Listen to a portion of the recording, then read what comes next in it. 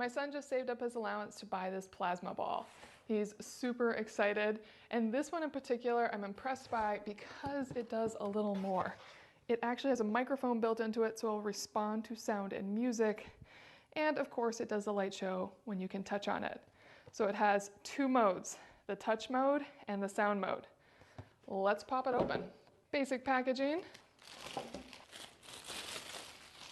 So before I plug it in, let's look at this main piece. It is plastic on the bottom, glass on the top. It is very sturdy. Here are your options for off, on, and audio. Here's where it's going to pick up the sound. And overall, just a nice looking piece. And we went with this one because it is so well loved and well reviewed. It seemed like it was just a higher quality one in general. Easy to plug in. This is on the side, so clearly it's designed so you'd probably have it facing the wall like this, with the switches on that one side of it, and this hidden at the wall. So I just plugged it in my son's room. Let's turn this on. It is now on, and it is as cool as you would imagine it would be. It is so cool in a space. You can see it connecting to my hand. That is awesome. This is very rewarding to play with. It's also just cool to look at.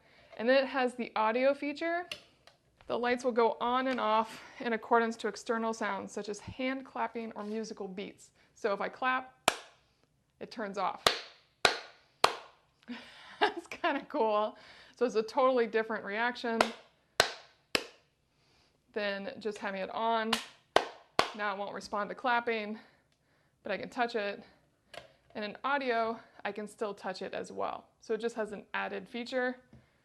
Overall, quite a cool device. My son already loves it, and it already has a spot in his room. And this is the Katzco Plasma Ball.